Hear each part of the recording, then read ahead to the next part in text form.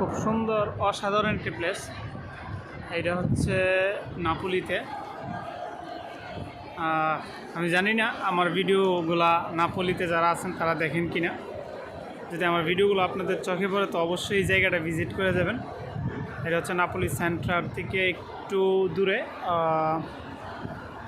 সমুদ্রের পাশেই আর কি, যেখানে জাহাজগুলো আইসে ভিড়ে আর কি।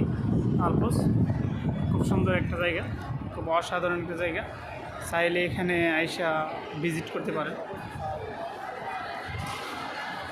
আই থিঙ্ক সবার কাছে ভালো লাগবে। দেখেন ওইখানে সিনেমার শুটিং চলছে।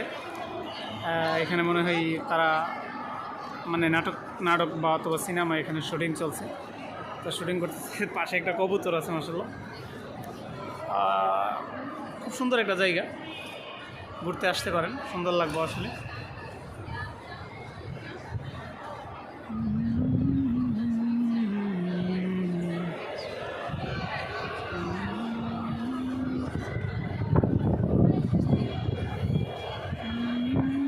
সবাই সবার মতো করে ব্যস্ত, কেউ ছবি তোলাতে ব্যস্ত, কেউ হচ্ছে ভিডিও করাতে ব্যস্ত, যেমন আমি করতেছি আর কি।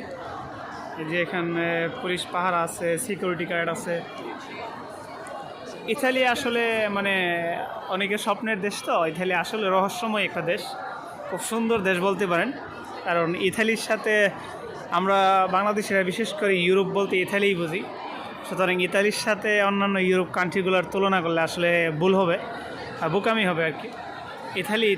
ইতালির সাথে আসলে অন্য দেশকে কম্পেয়ার করাটা আমি মনে করি ঠিক না। It's a amazing country. দেখেন একটু সমস্যা হলেই পুলিশরা দেখেন এখানে জিজ্ঞাসাবাদ চলতেছে পুলিশদের সাথে।